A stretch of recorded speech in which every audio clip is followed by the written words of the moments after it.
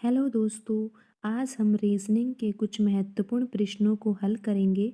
दोस्तों, ये प्रश्न गत वर्षों में परीक्षाओं में पूछे गए प्रश्न हैं और इन प्रश्नों के माध्यम से आप किसी भी परीक्षा की बेहतर तैयारी कर सकते हो। तो आइए दोस्तों, हम शुरू करते हैं आज का हमारा पहला प्रश्न। दोस्तों, यहाँ पे दिया हुआ है, यदि घड़ी का वास्तविक समय 3:15 हो तो दर्पण प्रतिबिंब का समय होगा। यानी कि दोस्तों, एक घड़ी है और उसमें जो समय है वो 3:15 है।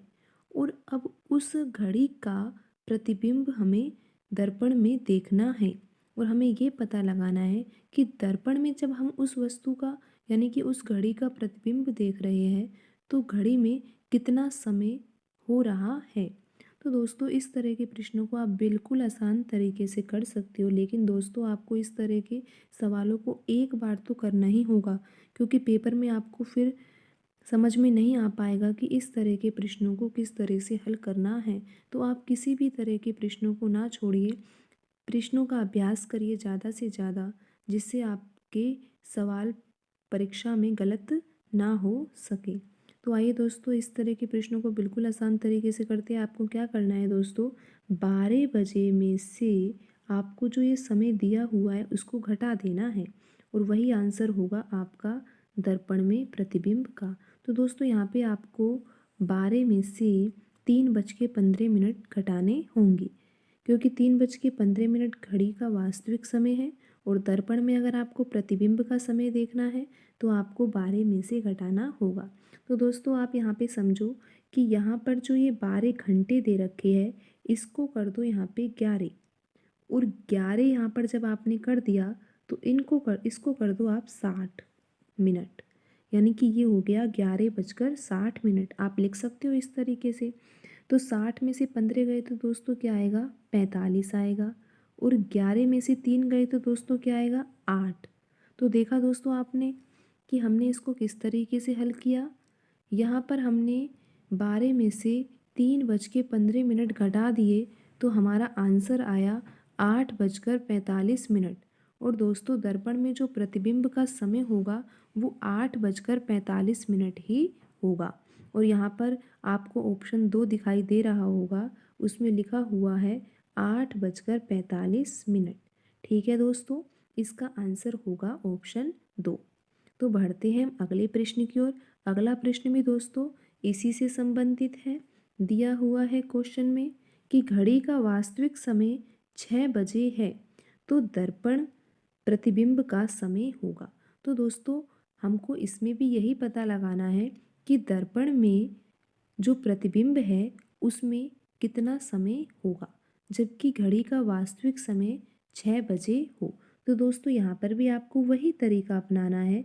जब दर्पण में प्रतिबिंब के लिए पूछा जा रहा है तो आपको 12 में से 6 घटाना है और आप आसानी से इस उत्तर को निकाल सकते हो। यहाँ पे तो 0 ही आएगा और 12 में से 6 गए तो दोस्तों क्या आएगा, 6। यानी कि जब वास्तविक समय 6 बजे है तो दर्पण में जो प्रतिबिंब है उसमें भी जो समय है वो 6 बजे ही है। और दोस्तों, इसका आंसर क्या हो जाएगा, इसका आंसर ऑप्शन 2 जो है वो बिल्कुल सही आंसर है। अब बढ़ते हैं अगले प्रश्न की ओर। दोस्तों, अगला प्रश्न भी दर्पण में प्रतिबिंब से ही संबंधित है। इसमें दिया हुआ है कि घड़ी का जो वास्तविक समय है वो 9 बजे है तो दर्पण प्रतिबिंब का समय होगा। दोस्तों, इस प्रश्न में भी आपको उसी तरीके से हल करना है। आपको 12 में से कितना घटाना है दोस्तों, 12 में से आपको घटाना है 9। जब आप 12 में से 9 घटाते हो दोस्तों तो आपका आंसर आता है 3। यानी कि जो दर्पण में जो समय है वो कितना आएगा, 3 बजे। ठीक है दोस्तों, यहाँ पर जो ऑप्शन 1 है वो हमारा सही उत्तर है। अब हम बढ़ते हैं अगले प्रश्न की ओर। दोस्तों, अगला प्रश्न भी दर्पण में प्रतिबिंब से ही संबंधित है। दिया हुआ है यहाँ पे, घड़ी का वास्तविक समय 5:45 है तो दर्पण प्रतिबिंब का समय होगा। दोस्तों, आपको क्या करना है, 12 में से 5:45 घटाना है। तो दोस्तों, आपको यहाँ से 12 को यहाँ से क्या करना होगा, 11 करना होगा और यहाँ पर क्या लिखना होगा आपको 60 मिनट।